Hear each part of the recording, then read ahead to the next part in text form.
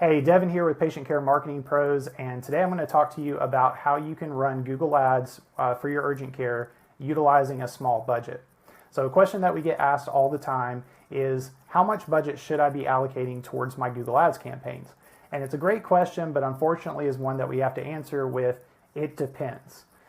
So it does depend on a lot of different factors, where you're located, how much competition you have, in the area. There's a lot of different things there, but specifically for this video, I'm talking to those of you that think that maybe your marketing budget isn't big enough to get started in Google Ads, to actually get good results utilizing a smaller budget. So I'm here to tell you that myth is busted, and I'm going to give you some tips and tricks on how you can get really good results running Google Ads for your urgent care on a small budget.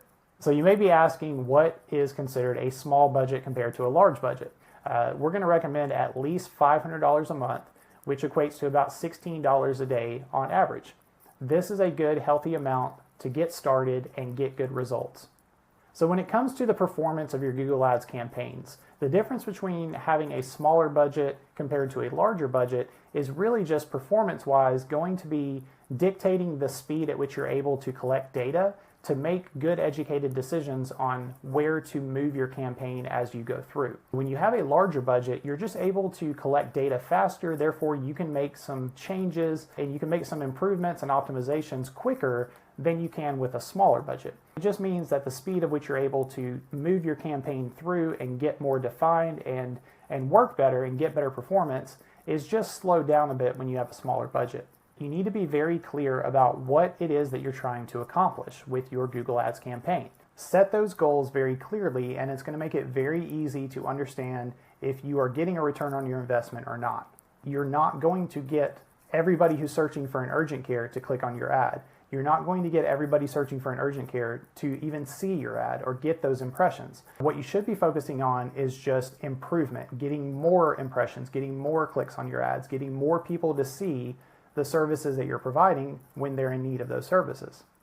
If there's a certain service that you want more patients coming in your door for those specific services, you need to get very focused in on that being your primary goal, and don't worry about getting everything all the time. Definitely be intentional about focusing on a primary objective or a primary service and really just focus in on making that the best it possibly can be. All right, so now that you are focused in on what your primary goal or service is that you're going to advertise with a smaller budget with Google Ads, what do we do next? So the first thing you're going to want to do is do some really good keyword research to determine what those need to be to start with. There's a lot of tools out there available. One of the ones that we use is called KW Finder that I have here on my screen. And I'm just going to walk you through what it looks like to do some very basic keyword research so that you know what you need to target with your ads. I'm using one of our clients as an example for the rest of this video, and they have a location that is located in Helena, Alabama. And before you go to the comments to roast my mispronunciation of Helena, here in Alabama we actually pronounce this Helena. But you could select the city that your urgent care is located in. You can select it by city or DMA, and then you can go in with what you have hypothesized as the keywords that you should be targeting. So let's keep this simple. And let's look at urgent care for the city of Helena. We can see here that the seed keyword being urgent care gives us some information based on the trend of how much this is being searched over the last 12 months. You can get an idea of what the average monthly amount of searches is for this specific keyword. So there's about 110 in the city of Helena for urgent care on any given month. And the average cost per click for this keyword being at $3.86. This is also a good benchmark to know if your ads are performing well. If you have a cost per click for urgent care in this city at $2 and the average is $3.86, that's a good indication that you are actually performing above average. That's where you can get some of those industry standards of what you should expect from the keywords that you're targeting. With a small budget, we want to focus in on those primary keywords that are going to drive traffic to your landing pages and ultimately to your urgent care center. So that is how you can do some basic keyword research to determine what you should be targeting in your ads. So when you have a smaller budget, you do have to pay more attention to your hyper-local geographical targeting. So the broader your location targeting is, the more competition you're going to run into, the higher your cost per click is going to be. You may not get conversions from those cities that are right outside of your city. So this is how you kind of look at that and make those determinations. You have to have data to be able to do this, but if we go to Insights and Reports, go to when and where ads showed, go over to matched locations, and then we're going to filter this down. You can narrow it down by a lot of things, but if we just take it to the city level, we can actually see which cities are providing impressions and clicks, what our click-through rate is for each city. We can see our average cost per click there, which we can see is much lower than the average, and how many conversions and what your cost per conversion is in those cities. So if I bounce this back out to all time, so anytime I'm making decisions on excluding or adding something, I want to look at the most amount of data that I possibly can. And so if we scroll down to the bottom of the list, we can see that some of these cities may not be getting very many impressions because they're right on the cusp of our geographical targeting, or maybe they're getting a good bit of impressions but not a lot of clicks. But ultimately, I'm kind of looking at the amount of conversions that these cities are getting when they see the ads. Are they clicking on them and actually converting? If it's not converting, it's best to just exclude those. Don't waste your money on those vanity metrics for appearing and getting clicks outside of an area where they're not converting.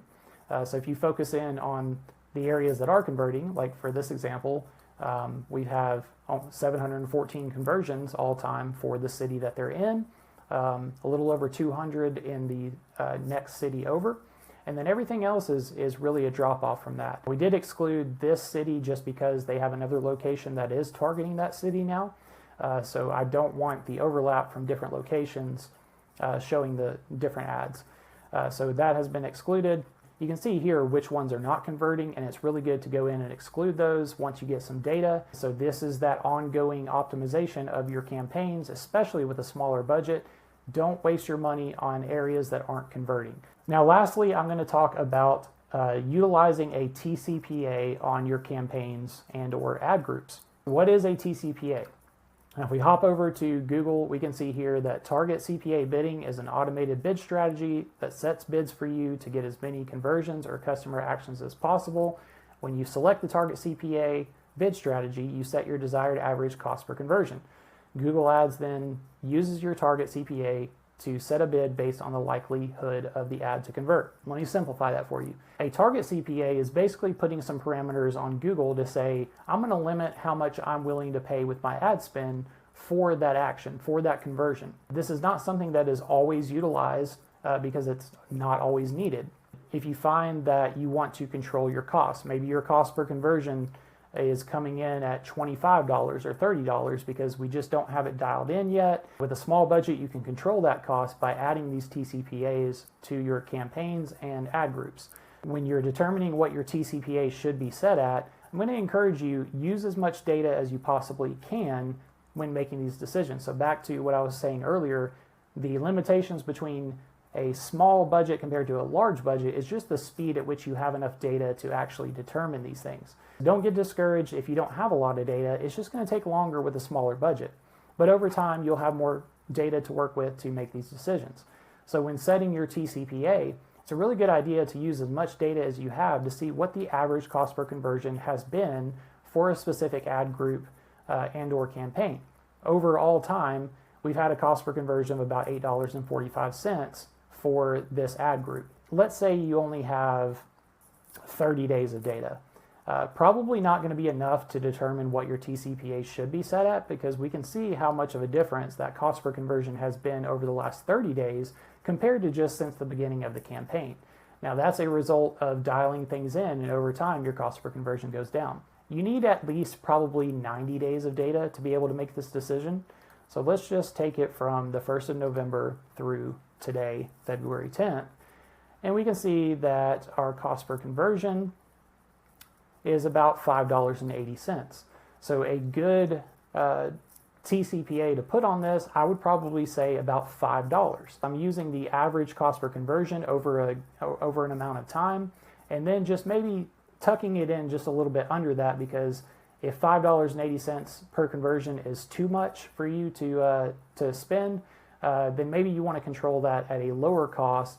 You may not get all of the conversions. You're going to get a lot less. You may not even spend all of your ad spend. but you're telling Google what you're willing to spend for a conversion. So when working with a small budget, a TCPA can be very helpful to get you results and keep it under control what the cost is for those conversions. Be careful with TCPAs, but if you're running on a smaller budget, try to use TCPAs when it makes sense. Once you have enough data, utilize those if you need to control those costs a little bit more. For this example, we don't have a TCPA being used because our cost per conversion is under $10 and we're ultimately happy with that based on what our goals are.